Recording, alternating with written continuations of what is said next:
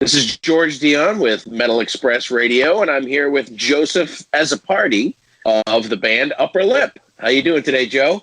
Hello, George. Hello. Thank you for the opportunity. I'm doing fine, thank you. Awesome. If I knew absolutely nothing about Upper Lip, how would you describe the band's music to me? So, think about the classic rock acts of the 70s and the 80s. Mix them up all together and you get Upper Lip. I like it. Quick and to the point. Your new album, Deep Within, is released on Pride and Joy Music on May 21st. Let's talk a little bit about the first single, Keep Going. You want to talk about where you were in the songwriting for that one? Sure. The song Keep Going, basically it's a kind of like a sleazy rock it has kind of sleazy rock kind of vibe. I wrote that. I actually started with the riff. It has that punchy hard rock riff. It's basically about relationships. I'm not going to go into the details of the song and where it came from, but the song took a lot of forms throughout the years. It was one of our original songs from the early days of Upper Lip. It used to have a very long solo in the middle and even a key change and stuff. But now it is what it is now. It's more compact and it's more punchy. It's groovy. And when you go in the studio, things somehow take a different turn. You know, like when you have the input of a producer. If he is a good producer, he will find your song and he will tune it for you. He'll fine tune it for you, and you basically get like a proper product. Because that's what producers are there for, you know. Absolutely. Sometimes you need that outside ear to kind of give you that little extra push, especially if it's somebody that's been around for a really long time. The second song you released was What Makes You Smile. If you want to talk a little bit about that song.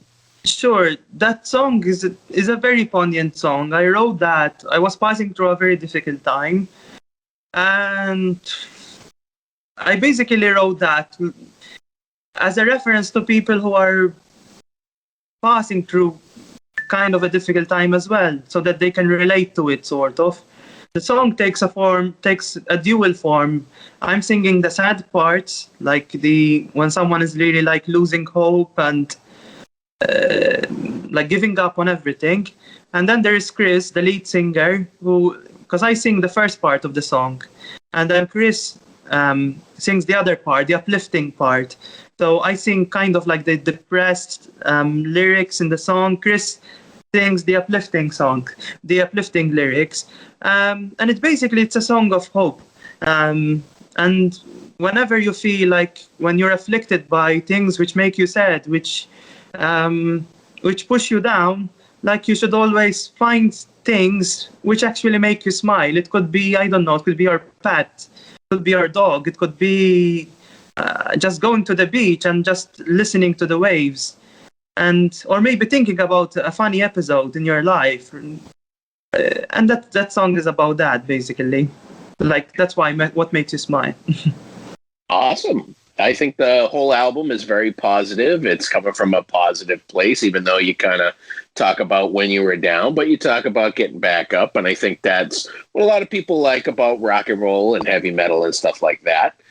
What I did want to ask you about is that your band formed in 2013, but this album's just coming out in 2021. Was there some obstacles in getting your first album going? Yeah.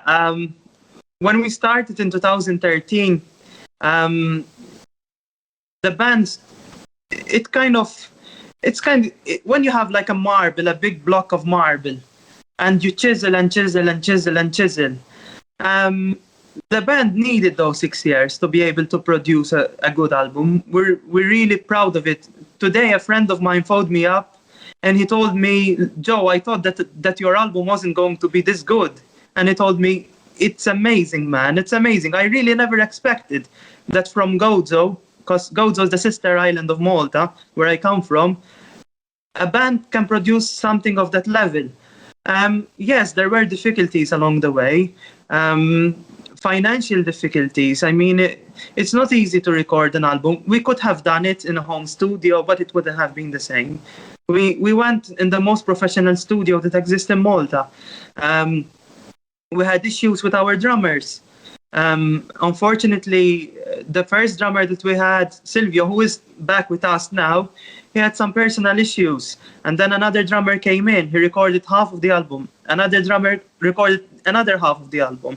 So there were these setbacks. And then Corona came up. So, but we pulled through, and I'm happy that it's actually out now. And we actually started working on the second one. Well, yeah, I mean, everybody's in lockdown. Everybody's releasing their lockdown album, and they're already writing their next album. So, I mean, you got wiggle room there. Now with everything starting to open up, are you looking at touring options? Yes, I never toured. My friends never toured. That would be something really, which would be like winning the lottery for me. I know that touring is not easy. It requires a lot of stamina, and that you're focused and you're far away from home. But I think it would be like a pinnacle in our career if we're able to tour abroad and promote our music, not just in Malta, but also in other countries as well. So we're really looking forward for that. So prior to this album release, you're pretty much just locally touring. You're kind of like that local band. Yeah. We had opportunities, but they never materialized. Once there was a drunk guy who told us, "Listen, I'm gonna get you to play in Liverpool," and I said, "Oh," but he never replied back. So I think he was just drunk. Did you guys start off as a cover band? Yes, we started by playing mostly AC/DC. We could play AC/DC, Zeppelin. But in the meantime, when I told my friends, like, listen, we're never going to make it if we're going to keep on covering music. We have to write our own music.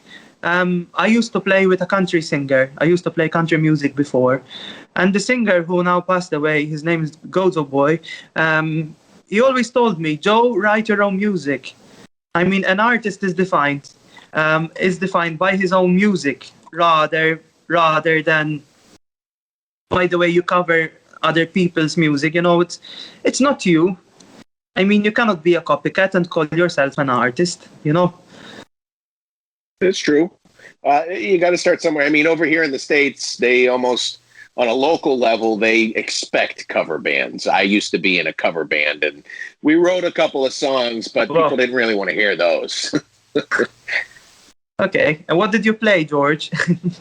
Oh, we did mainly dance stuff and rock and roll. I mean, we did everything from Alice Cooper to the Bee Gees to Maroon 5. I mean, we did everything. It was fun, but it's tough to sell original music on the local level where I live. I did get a song on the radio, so I'm happy about that. So how did you get your deal with Pride and Joy Records? It's basically was through our manager. Our manager, Nigrima, under his roster, he has many bands. And he has a band from Mexico. And they're called Jet Jaguar. And they're kind of like a hard rock power metal band. And they were signed... They are still signed with Pride and Joy Music from Germany. And Nick took the opportunity because he was already in contact with Pride and Joy Music. And he sent a message to the head of the label. And he told her, "Listen, I have this band. Listen to their album. I think it's really great." And Nick told me that when she listened to the album, like half an hour later, she told him, "Yes, I want to book them. I want to sign them immediately." Because she believed in the record. During her first listen, she just believed in us immediately. That's awesome. That's awesome to have that kind of label support. I mean, sometimes it's just business. They take an album, they put it out, but it's good that they believe in you and something like that. I read that you're the main songwriter.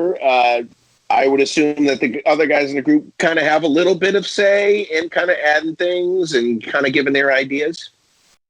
I share my ideas, but I have a kind of vision. I'm not gonna say that I'm a kind of a dictator in the band, but um, I had a vision and I wanted to put the records. Um, I've been dreaming for this since I was a little kid, like, so I knew what I was gonna do from A to Z.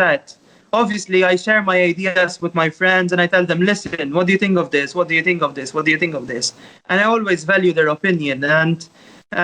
But I would say that I try to keep to that. I try to stick to the vision that I had. Like sometimes I felt that it should be that way, and like I really like kept strong about it, or I had kind of my reservation about something, and I don't regret it. Yeah. No, I understand what you're talking about. I mean, when you're passionate about something, you feel that you have a certain way you want to do it. You feel like, the band represents who you are. So you kind of want to stay with your values and how you see things. I mean, it's absolutely understandable. What inspired the band's name? Such a simple name. I can't believe it wasn't already taken. Yeah. Basically, when we were going to play our first show, we were going to play with two other bands. And we were in a rush. Actually, they put up a deadline for us. Listen, till next week, you have to find a blessed name for your band. You cannot keep on postponing everything. You need the band name. We've been thinking about it, but when you're in the situation, I don't know, but I find that coming up with a band name is very hard. With a proper band name. So I thought, we love AC/DC. We're actually obsessed with the band. One of my favorite albums is Stiff Upper Lip. So remove the stiff, use upper lip. That's awesome. And it has a lot of other connotations, but anyway. Sure. Have you seen AC/DC live before? Yes, I watched them it was myself, Chris, and the bass player, Marcel, as well. We went to Warsaw in Poland. Yeah. It was I think it's the best concert I've ever watched, like watching Angus Young in front of you. Brian Johnson, the energy that was on stage and the crowd.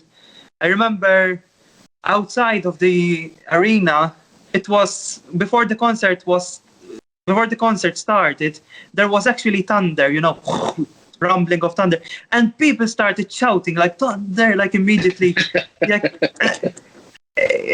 You cannot really describe it, I'm sure you've been to a lot of concerts, you know what I'm talking about, like the energy, right. Like it's kind of, you're like one organism together, and that's right, you're connected by music. Yeah. Now, I noticed that your band and album was recognized by the Cultural Heritage Directorate Ministry for Gozo. Can you describe what that kind of honor is? Basically, they helped us financially.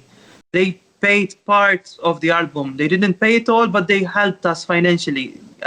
Recording an album costs a lot of money, and they believed in our work, and they said, yeah, we're going to help you guys, because we believe that you're going to put Gozo in the music map internationally, not just locally.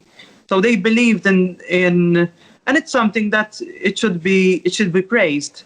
Like, I believe that governments or entities should help local musicians. It's very easy nowadays to record. It's very hard, to record an album. There are so many issues going on, like fees, producer fees, equipment and stuff, even marketing. If you don't have proper marketing, your album is gonna remain on the shelf, So it costs a lot of money, and if it wasn't for them and for all the gigs we played throughout these 6 years, because we've been accumulating money, and obviously we had to fork out some money from our pockets as well. It would have been way, way, way harder to release the album. Sure. So basically, the Ministry for Gozo offers scholarships to support the arts. Yeah, kind of like a funding for it. They funded part of the album. and we're really grateful to them for that. Awesome. It's great that you had that opportunity. Your new album, Deep Within, is out now on Pride and Joy Music, and it's a really solid album. I enjoyed it. Very, like you say, I can hear your inspiration of AC/DC. I can hear a little Airborne in there too, but definitely a little uplifting album that we need in downlifting times. Thank you so much, George. I wanted to thank you for speaking with Metal Express Radio today, and I wish you the best of luck. We really appreciate. Thank you, and hello to all the rock fans all over the world.